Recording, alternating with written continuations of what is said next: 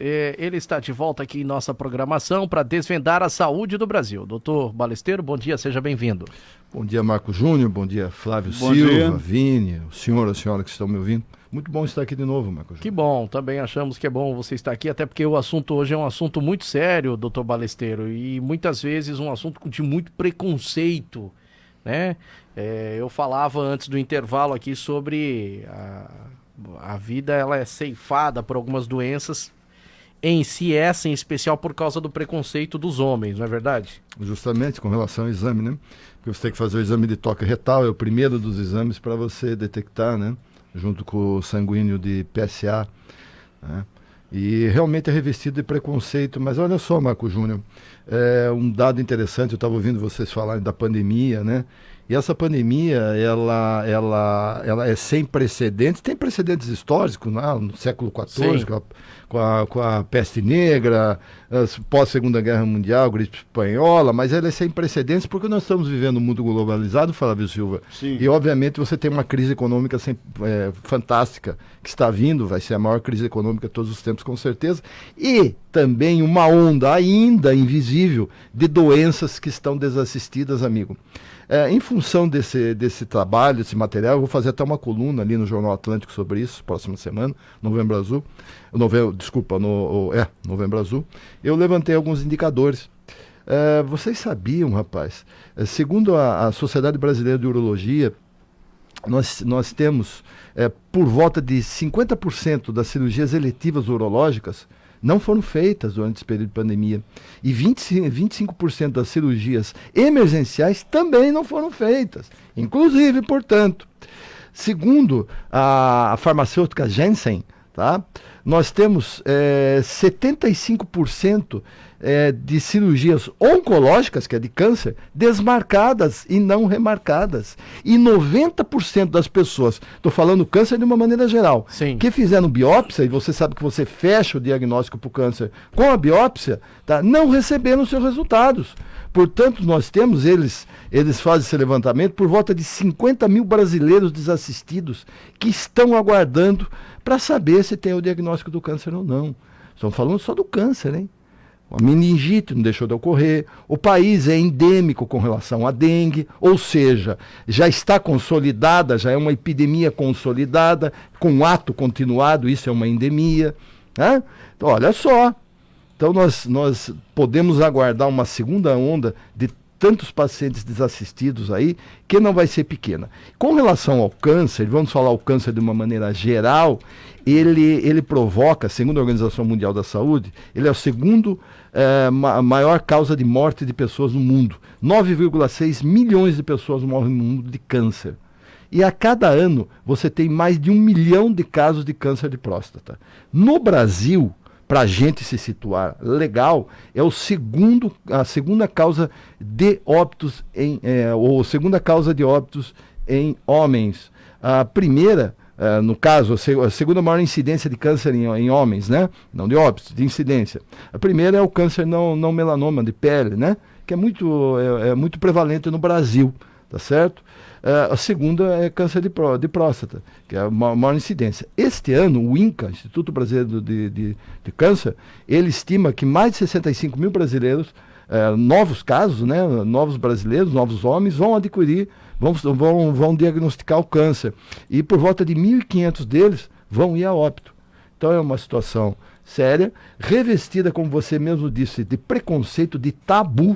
Tá? E a gente precisa desmistificar, esclarecer e conscientizar as pessoas disso. Bom, Balesteiro, então para desmistificar um pouco mais, né, Novembro Azul, câncer de próstata, o que é o Novembro Azul e como se originou?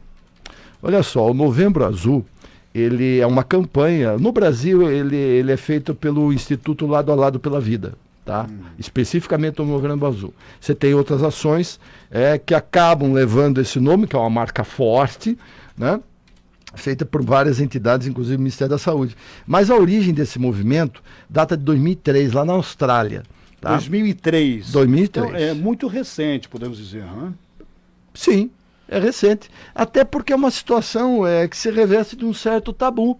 E esse movimento, ele começou, olha só, com 2 jovens que se inspiraram na mãe de um terceiro amigo, de um terceiro jovem, um amigo deles, que estava fazendo uma campanha de arrecadação de fundos para câncer de mama. Tá? Eles falam, poxa, por que tu faz alguma coisa para câncer de próstata no homem, né?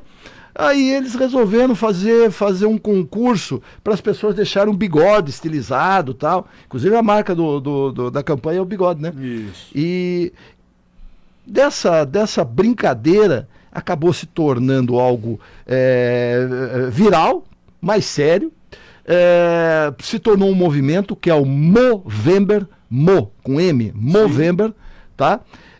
Esse Movember, eles acabaram criando, 1 ou 2 anos depois, um instituto, o Instituto Movember, e ele foi institucionalizado, ele foi pelo próprio governo da Austrália e por outros governos da Europa, né? E gerou outros movimentos. O mais famoso Fórum Movember é o No Shave November, que é Não Faça Barba em Novembro, né? Em inglês. E outros movimentos vieram. Aqui para o Brasil, as primeiras ações começaram em 2004, através da Sociedade Brasileira de Oncologia, tá? Começando a levantar essa discussão, que o Marcos Júnior falou muito bem aqui, do tabu que existe, precisa fazer a busca, precisa fazer o exame de toque, enfim. Depois, em 2011, um instituto lado a lado com a Vida criou esse movimento, tá? Uma empresa de marketing bastante conhecida criou esse movimento Novembro Azul, com iluminação de determinados objetos, como ocorre no Outubro Rosa, né? E de lá para cá, obviamente, esse movimento tem crescido. Mas é um movimento que ocorre no mundo afora. E lembremos, dia 17 de novembro é o Dia Mundial de Combate ao Câncer de Próstata. Por isso que é em novembro. Tá? Ô Balesteiro, você sabe que essa questão do preconceito, vou trazer um testemunho aqui. Quando eu morava em Bombinhas, obviamente que eu vou resguardar por causa da família o nome, né, da pessoa, mas uma pessoa muito querida, muito dócil, fazia um trabalho espetacular de ajuda ao ser humano, com a sua fé. E ele acabou perdendo a vida em decorrência de um câncer de próstata. Ele disse para mim, quando ele estava num momento ali de tratamento, né? Que aí, obviamente, quando você descobre, você tenta fazer todos os tratamentos que hoje são possíveis, que eu acredito que é a radioterapia, a quimioterapia, né? O câncer já estava num estado avançado. Ele olhou para mim, já bem magrinho, disse assim, olha... por causa do preconceito do exame, olha no estágio que eu estou hoje, né? E depois ele acabou perdendo a sua vida, não está mais entre nós, né? Quantos anos ele tinha, Marcos Júnior? Ele tinha, o Balesteiro, eu não vou te dizer assim, mas na faixa de uns 50 anos de idade. Você sabe que esse câncer 50 para 60, tá? É considerado Novo. um câncer da terceira idade. 75% dos casos são com pessoas com mais de 65 anos. Olha que interessante, tá?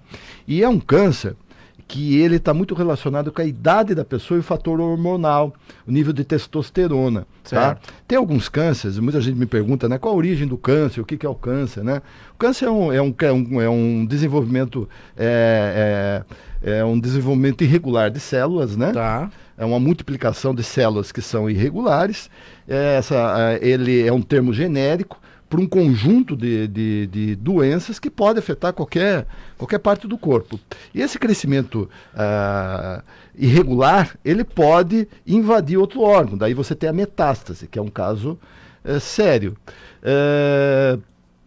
Os fatores que causam, né? Você tem fatores internos associados a fatores externos. Fatores internos, a questão da idade, fatores genéticos, hormonais, enfim. Uma coisa interessante, Flávio Silva, muita gente associa o câncer à questão da hereditariedade. Isso. A questão da hereditariedade, que é um fator genético, ele está associado a 5 a 10% dos casos, tá?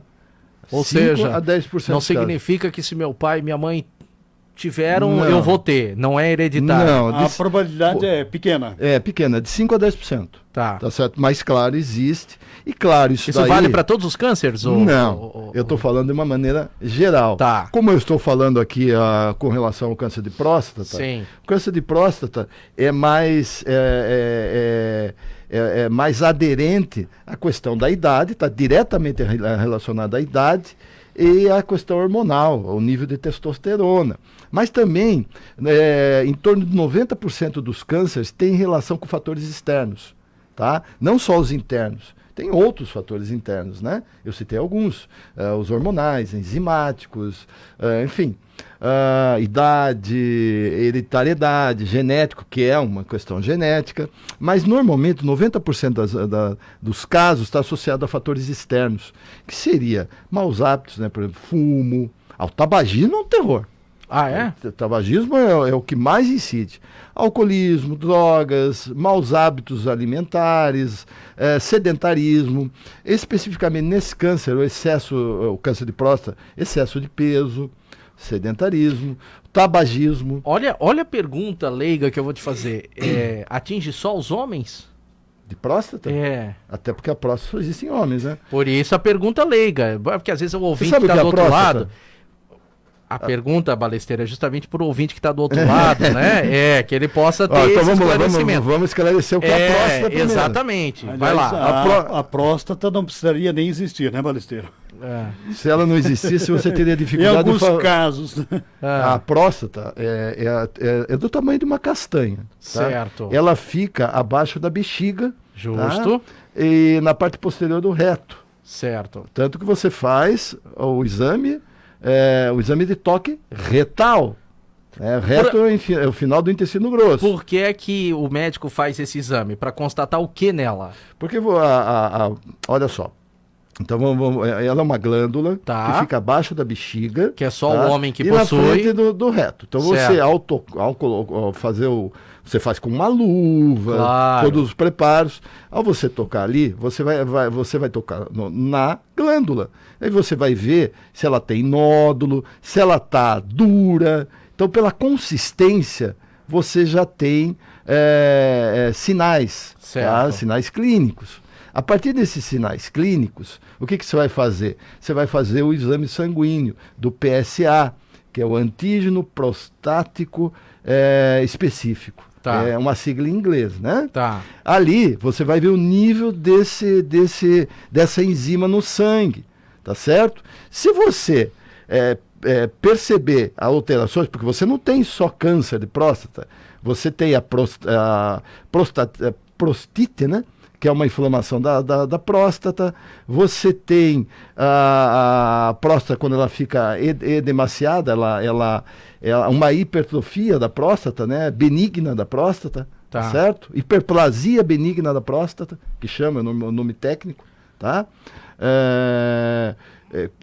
30% dos homens têm isso, inclusive, a prostite. E você tem o câncer. Então você vai identificar isso. Aí o que acontece? Você identificou irregularidades. Claro, Flávio Silva, você vai procurar um médico com sinais e sintomas. Vamos voltar um pouquinho mais para trás. Tá. Você está com dificuldade de urinar, você urina, os jatos já são intermitentes, não são jatos contínuos.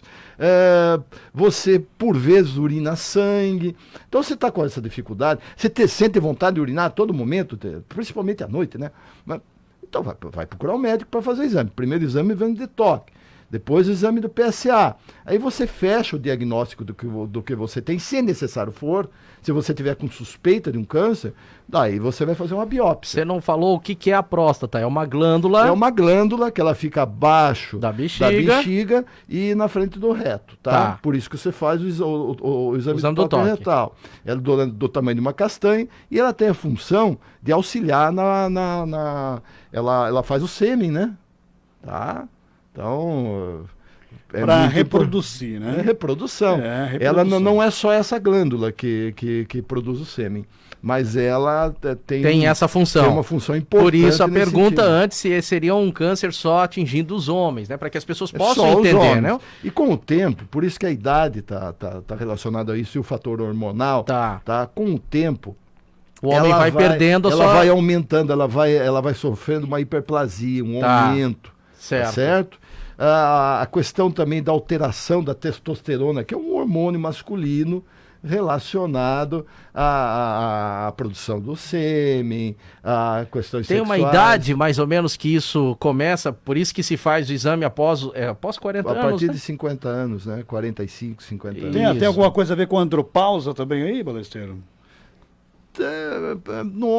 Também, claro que sim. Porque a mulher tem a menopausa, né? O homem tem a fase da andropausa. Tem também, porque é como eu estou falando, tem o fator hormonal, alteração no nível de testosterona e andropausa. Tá? Mas vamos lá. Você, a partir dos 50 anos, você tendo sintomas, né? Ou antes disso que seja, mas a partir dos você tendo os sintomas e estando com uma idade específica, é bom que você faça o exame. Né? Não Você é procura. assintomático, então. Ele vai apresentar um E sintoma. olha só que interessante. Voltando à questão da idade, eu repito, reitero.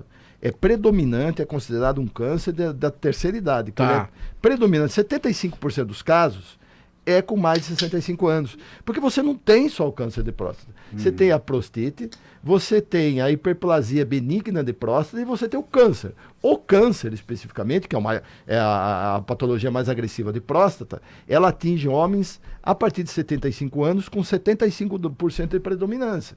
Correto? Tá. Correto. Agora, se você tiver algumas alterações, as quais eu citei aqui, você vai fazer os exames para você fechar diagnóstico. Você me fez a pergunta... Desculpa. Se é assintomática ou não, né? Pode de ser repente, assintomático. Numa consulta de rotina, o médico pede um determinado exame lá e isso apresenta. Normalmente a evolução é lenta, tá?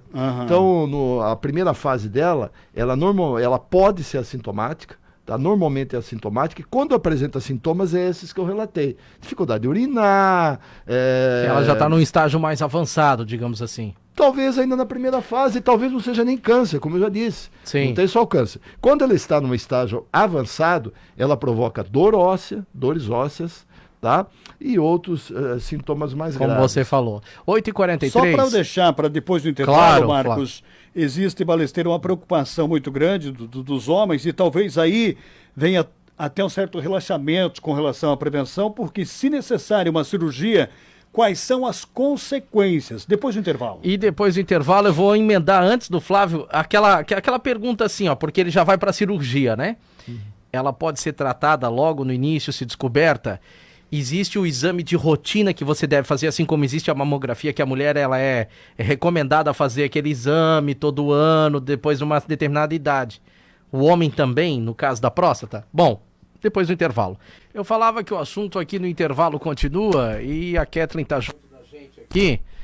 Deu um mau contato aqui. A Kathleen tá junto da gente aqui e falou, né? A mulher faz todo ano, praticamente, depois da determinada idade, né?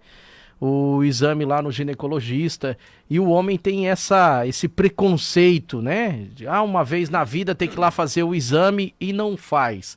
Ô, Balesteiro, se diagnosticado, antes de entrar na cirurgia que o Flávio fez a pergunta, logo cedo, há tratamento? Então, por exemplo, assim, não avançar para os estágios mais graves da doença, aí precisa fazer o exame, então, de toque depois de determinada idade?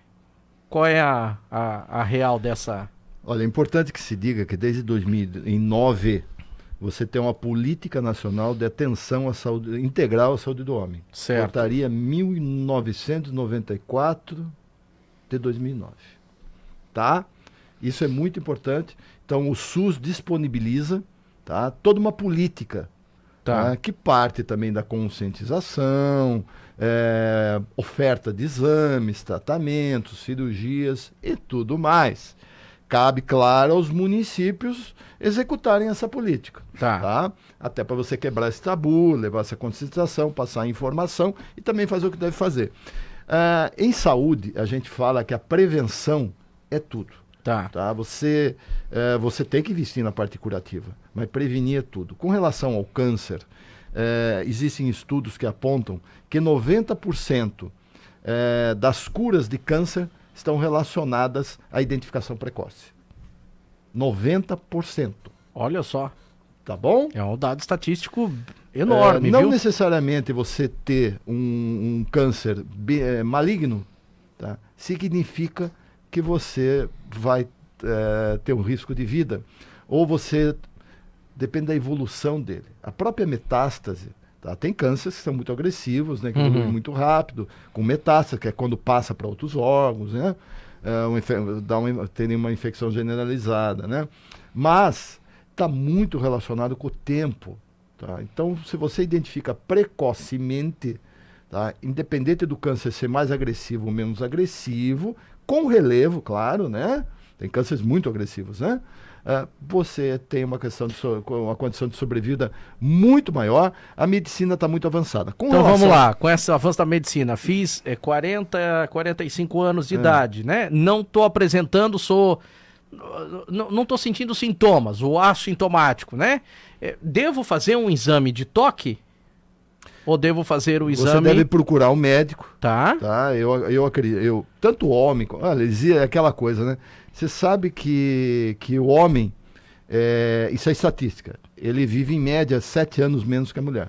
Certo. Porque normalmente, a Kathleen fez uma observação importante, que a mulher procura mais e normalmente a mulher é que cuida do marido doente, né? É verdade. Mas existe um preconceito do homem não chorar, do homem se sentir mais forte. Isso. Não tem problema, é um leão.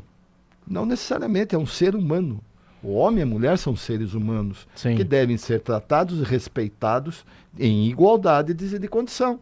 A mesma forma que é um atentado, é um absurdo você desrespeitar a mulher, também é um absurdo você não respeitar o homem. E aí, vamos lá, e o exame? Saúde. Faz como? Então eu vejo que o homem, ele não só com relação à questão da próstata, tá? Mas também com as questões cardíacas, e a saúde em geral, ele deve pelo menos fazer uma visita anual, fazer um check-up anual, né? E aí o seu médico vai fazer as indicações. Normalmente você faz o exame do PSA, tá? Que é o antígeno que você mede, né? De sangue, né? Sim. Que você vai medir essa enzima, né? Que é o antígeno prostático específico, tá? Ali você vê se houver uma alteração nessa dosagem dessa enzima que está no sangue, aí você vai evoluir, daí você vai fazer um exame de toque, tá? Sem ter sintomas. Tá? Em havendo necessidade para fechar diagnóstico, você pode fazer biópsia, você pode fazer exames de imagem, cintilografia e outros tantos aí que estão muito evoluídos. Ou seja, a medicina avançou bastante. Aquele preconceito de chega a determinada idade, tem que fazer o exame de toque. Se você não está sentindo nada, você pode pedir primeiro o exame de sangue para o seu médico que vai. Olha só, não é você que pede. Sim. Quando você vai conversar com o médico vai fazer uma anamnese. Claro. Ele vai ver toda a sua situação, sinais, sintomas, sua saúde geral, se você vai fazer um check-up. Eu já falei que você não tem hábitos saudáveis, você ser sedentário, você está com sobrepeso. Ele vai diagnosticar tudo isso. Ele vai conversar. Vai pedir ou não. A partir disso, ele vai tomar as medidas necessárias. Não sou eu aqui a julgar, e nem nem devo dizer o que o médico tem que fazer. Isso é o médico, é o encargo dele. Mas normalmente, se a pessoa não apresenta sintomas, ele vai fazer um check-up geral, ou está com um sintoma vago em outras áreas. Sim. Você pode... Ele vai solicitar exames, né? Exames para você fechar um diagnóstico. Exames de sangue, de imagem, se é necessário, tá? O exame específico que você tem de sangue é do PSA. A partir disso, você vai evoluir. Tá? Agora, se você já tem sintomas, reitero, a questão da urina, está com dificuldade de urinar, sente vontade de urinar a todo momento, o fluxo de urina já está com uma idade acima dos 50 anos, né? Aí você tem sintomas. O médico pode decidir, talvez decida, né, por fazer tanto o exame de toque como o exame do PSA. Mas é uma decisão do médico. E daí você evolui para uma biópsia, exame de imagem, se necessário for. Nós precisamos fechar o nosso horário, Balesteiro, mas faltou a pergunta do Flávio aí sobre a cirurgia, né, Flávio? Então, em 2 minutos, Balesteiro, normalmente é feita a cirurgia quando se chega a uma situação que haja essa necessidade. Como é que é a recuperação desse paciente e também se fica alguma sequela dessa cirurgia? Isso é tudo uma indicação do próprio médico, né? Ele tem que fazer uma leitura do quadro e ver os caminhos. Normalmente se trabalha com questão de próstata e repito, você não tem só câncer, Tá? Você tem prostite, você tem uma hipertrofia irregular da próstata, né? Você faz um tratamento conservador, por vezes de reposição hormonal, tratamento medicamentoso. Se for um caso de câncer, você vai ter que fazer o diagnóstico de que tipo de câncer é. Você vai ver se o caminho mais sensato é a cirurgia ou não. Você tem radioterapia, você tem quimioterapia. Agora, as cirurgias de prótese também são cirurgias simples. Tá? As pessoas associam muito, têm muito medo de fazer cirurgia de próstata para perder a questão erétil, função masculina, função masculina, sexual e tudo mais. Mas isso daí também se reveste de um tabu, né, Marco Júnior?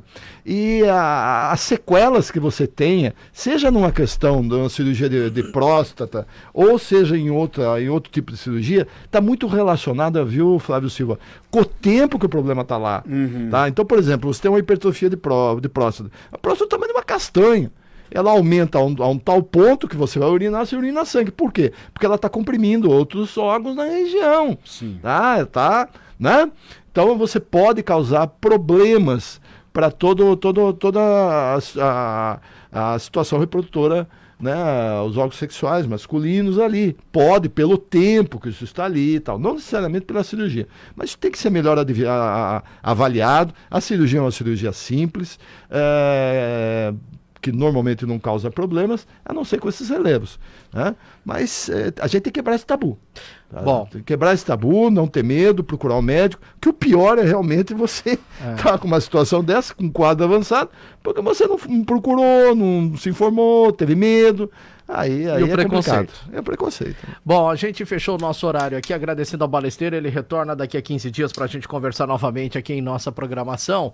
Nós vamos avançar, tem muito o que falar ainda sobre a pandemia, sobre vacina, tá uma polêmica danada.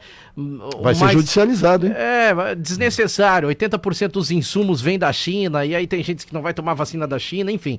Mas isso é um assunto para a próxima vez a gente poder falar. Ouvinte da Rádio Cidade aqui, desculpa, cheguei agora sobre o exame, não existe um exame de sangue que acusa também a doença? Existe o PSA, mas converse com o seu médico, que ele vai orientar sobre todos aqueles indícios que o Balesteiro falou antes. O diagnóstico é fechado com o exame de toque, o PSA, a biópsia e, por vezes, exames de imagem. Claro, é algo complexo, não é só o exame de sangue, tá? Aí, Balesteiro, obrigado.